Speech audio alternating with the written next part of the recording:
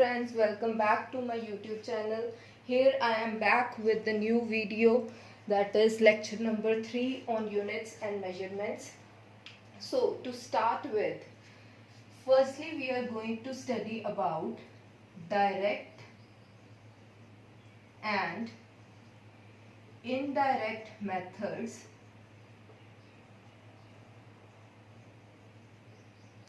to find length. Fine.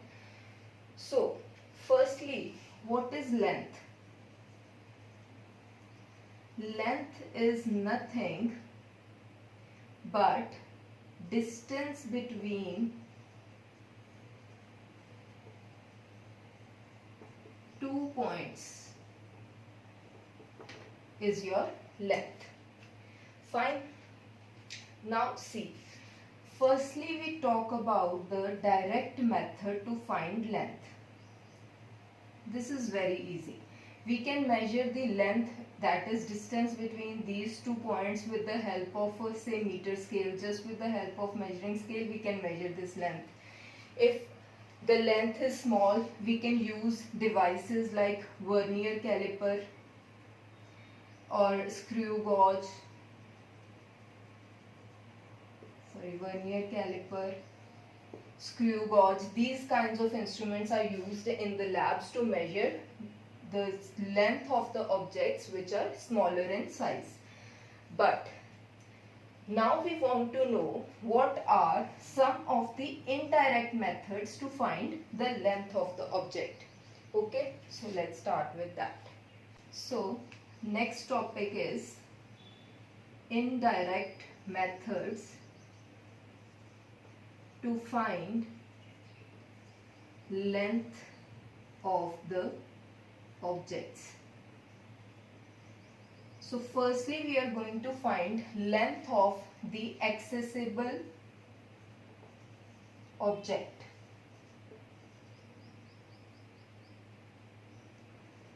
Fine, that object is easily accessible.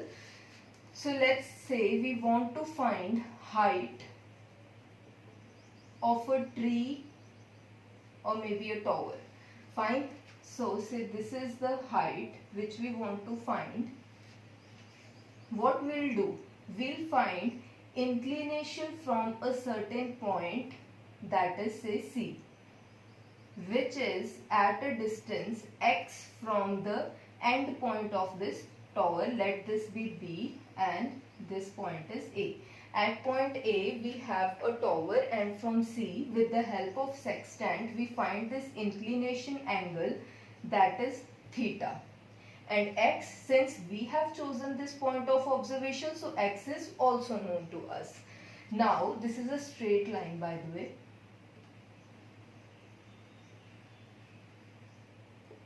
So this is a right angle triangle. Now we can use trigonometry for this right angle triangle.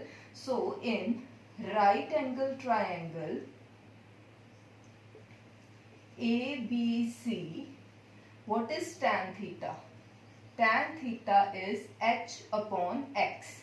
Since we have found the value of theta with the help of sextant, so which eventually means that we know what is the value of tan theta. Fine. And x we have chosen with our own choice, so x is also known to us. So we can rearrange this equation as h is equal to x into tan theta. So x is known to us, theta, and hence tan theta is known to us. So with the help of this equation we can find height of the tower, that is we can find length of this object from the ground. So this is the first indirect method to find length of the accessible object. Now what if that object is not accessible, that is we are to find length of inaccessible object. So let's do that. Now suppose we want to find height of the mountain. Fine. Suppose this is a mountain. We want to find height of this mountain. What we will do? We will decide 2 points of observations with our own choice. Say this is C1 and this is C2. These are the 2 points of observation. So with the help of sextant. So, with the help of sextant, we can find these two angles of inclinations. Let this angle be theta 1 and let this angle be theta 2. Here, this is the mountain and let this point be B. Now we don't know what is C1B because this mountain is not accessible. So this distance is not known in this case. So we have to do something else to eliminate this x. That's why we are doing all these kinds of things. Fine. And let this distance be D. Now this C1, C2 is known to us because we have chosen these 2 points. We know where C1 is and we know where C2 is and what is the distance between these 2 points. Fine. But we don't know what is x. Now again, this is a right angle triangle. Now consider a right angle triangle. Right angle triangle ABC1. Fine. What is cot theta 1? Cot theta 1 will be equal to C1B over AB. That means this is x upon h. Fine. Let this equation be number 1. Now in right angle triangle ABC2. What is cot theta 2? Cot theta 2 will be C2B over AB. That is D plus X, because this is nothing but C1, C2, C1 plus C1B over AB. That is cot theta 2 is equal to D plus X upon H. This is equation number 2. Fine. Now what we'll do, we'll subtract equation number 1 from equation number 2. So what will be cot theta 2 minus cot theta 1? It will be equal to D plus X upon H minus X upon H. So on solving this, we'll get cot theta 2 minus cot theta 1 is equal to D upon H. And then on rearranging this equation, we get H is equal to D upon cot theta 2 minus cot theta 1. Fine. Now, D is known to us. Theta 2 and theta 1, which are measured with the help of sextant, are also known to us, and hence cot theta 2 and cot theta 1 are known to us. So we can very easily find height of the mountain. So this was another method to find length of inaccessible object. Fine. Now, next we are going to study about superior and inferior planets and how distance of these superior and inferior planets from Sun can be measured. So firstly, what are inferior planets?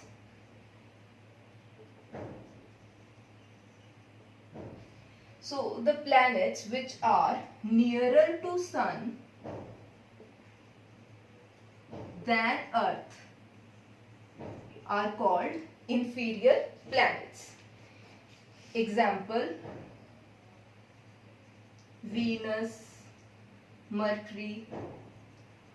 So examples are Venus and Mercury. So Copernicus method. Fine. Firstly, what does it say? It says that firstly Copernicus assumed circular orbits for planet instead of elliptical orbits. Okay, so this was his first assumption. Now what does it say? This method says that the angle formed at Earth,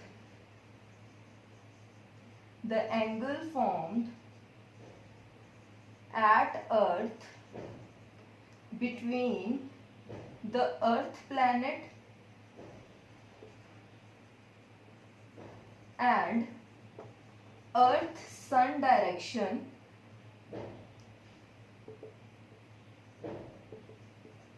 is the elongation angle,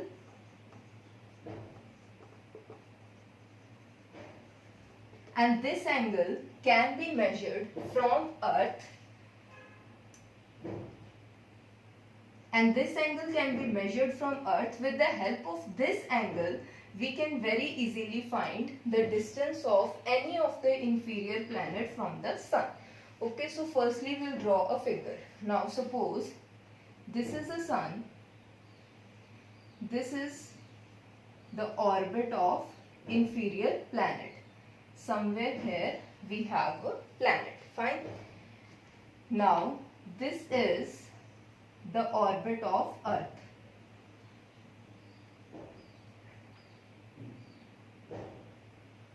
Fine. Here we have Earth. Fine. So firstly let us draw elongation angle.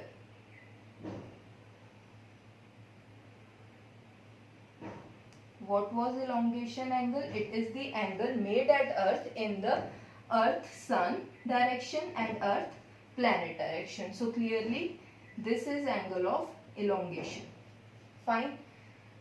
And this angle is 90 degree.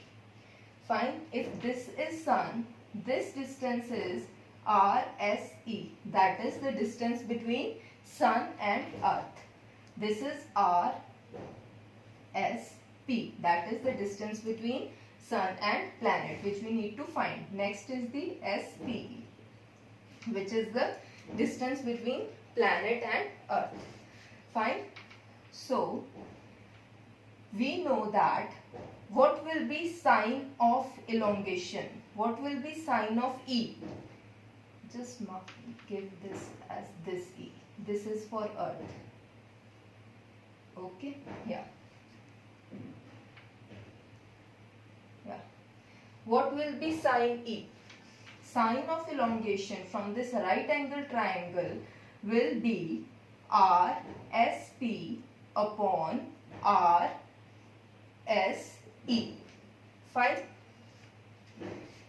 This we need to find. So RSP will be equal to sine elongation multiplied by RSE. Now this angle is measured from Earth, so this is known to us.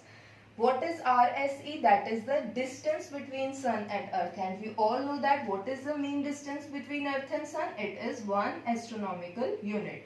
If you don't know how I'm writing this as 1 astronomical unit, you can go back and check my last video. There I've explained all these units. Fine. So this is known to us, this is known to us. In this way we can find the distance of inferior planet from the Sun. Fine. So this was Copernicus method. Next we are going to study a method to find distance of a superior planet from Sun. Okay. So to find distance of superior planet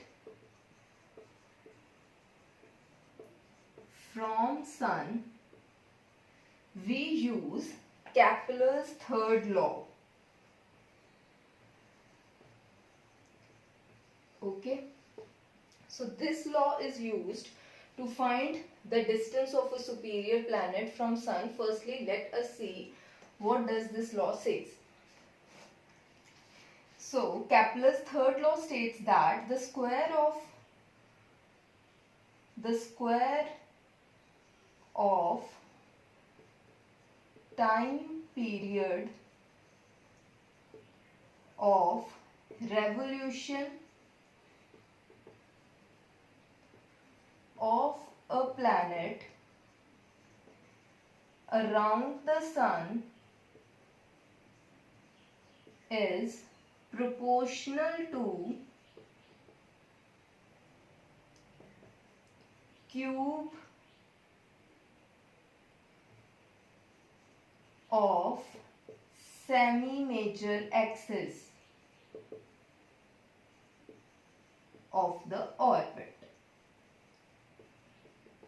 Fine. So if this is Sun,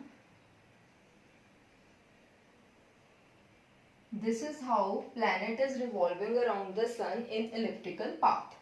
So the distance at which the planet is farthest from the Sun, that axis is known as major axis, and when it is nearest to the sun, that distance is minor axis.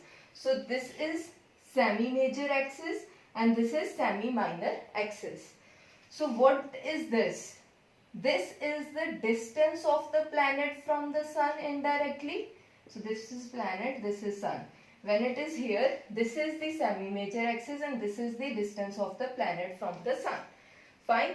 And when it revolves, it is the period of revolution in which it completes its one revolution is called the period of revolution. Fine. So now, according to this law, t square is proportional to a cube. Now, suppose we find the distance of any superior planet with reference to sun. We know that what is the period of Earth? How much time it takes to revolve to take one revolution around the sun. And we know what is the distance of the Earth from sun. So these both are known to us in case of Earth. For any other planet, period of revolution could be found very easily. Fine, suppose there is some other superior planet, say P1, and this is say P. And for Earth, let this be this and this be T1 square. Fine, now we know what is T1 square, we know what is A1 cube, and for planet P, T2 square can be known. The only task left is to find A2 cube. So, okay. So now I've written these equations here. See, we know what is T1 square, we know what is A1 cube. Okay, so for planet P, I've written it as T2 and A2. So writing Kepler's third law equation for both, that is for Earth as well as for planet, that we get T1 square is proportional to A1 cube and T2 square is proportional to A2 cube. Dividing these two equations, the only unknown parameter is A2 because period of revolution for superior planet could be found very easily, right? So A2 will be equal to T2 square over T1 square into A1 cube whole raised to power 1 by 3. So from this equation we can very easily find the distance of any superior planet from sun because A2 will be the semi-major axis for that planet, that is distance of the planet from the sun. So till now we have been studying how to find very large distances. Find distance of planet from sun, superior planet, inferior planet, and now we are just left with two indirect methods to find the largest possible distances. So firstly, when we were doing indirect method to find length of inaccessible object, I told you that if here is the point of observation from where we find the angle of inclination, this distance was unknown. Now what if we want to find distance of the hill from the point of observation? So now our next method is to find distance of the hill from point of observation. How is it done? See, what happens is that suppose here is a hill and we are standing here. What is done is a gun is fired towards the hill. The time interval between the instant of firing the gun and the instant when we hear the echo, that time interval is noted. Now what does this whole time consist of? When the gun is fired, it means that the sound of that fire is traveling towards the hill. Fine. When we hear echo, that means the sound after getting reflected from the hill is reaching back to our ears. Fine. So that means this is the whole distance which is covered in that particular time interval which we have noted. Fine. Suppose that time interval is t. And this t is known to us because we only have noted this time. Fine. Next is let v be the velocity of sound. Fine. Velocity of sound is also, speed of sound is also known to us, and this is the time in which that sound has travelled. Now, if this is the distance s that we need to find, that is distance of the hill from the point of observation. Fine. Now, what is the total distance that is used for this time interval? This is 2s. See, this s and the distance of the sound coming back. So, we know that distance is equal to speed into time. So, 2s is equal to v into t, where s is equal to v into t upon 2. Fine. So, on knowing the parameters on right hand side, we can very easily find the distance of the hill from the point of observation.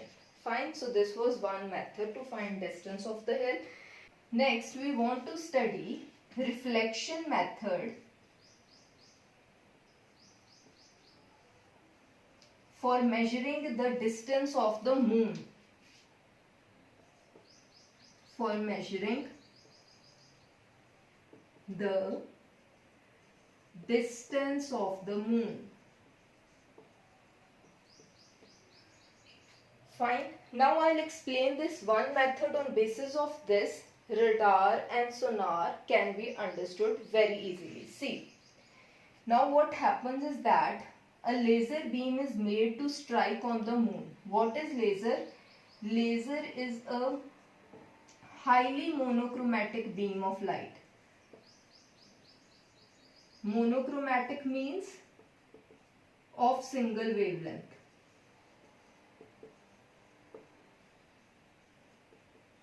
Fine. So, this laser beam is made to strike the moon and the reflected laser pulse is received again.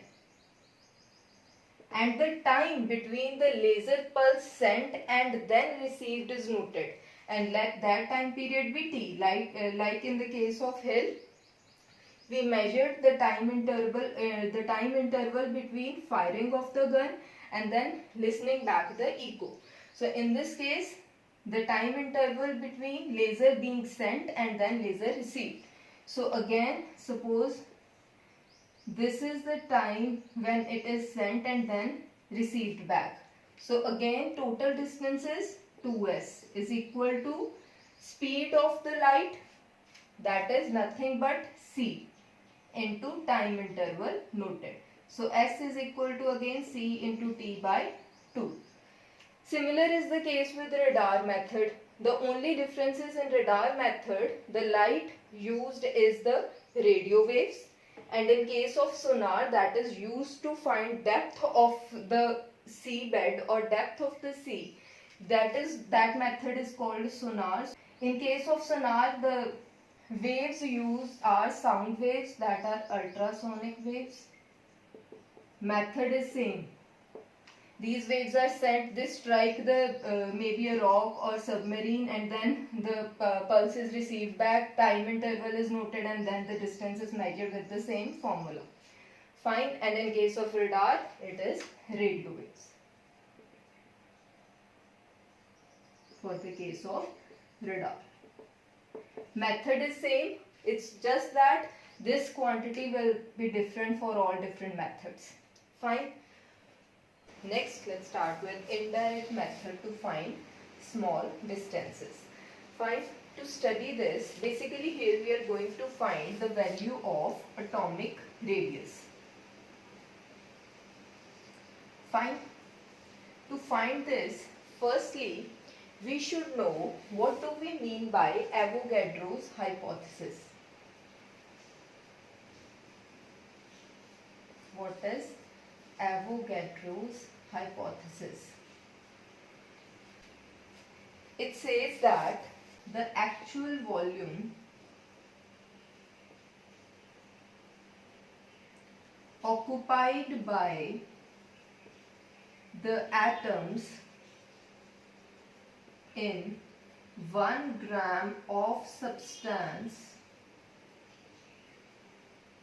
is equal to 2/3 of the actual volume of 1 gram of substance. So, fine. Now, What does this mean? This means that suppose we have stacked the atoms like this.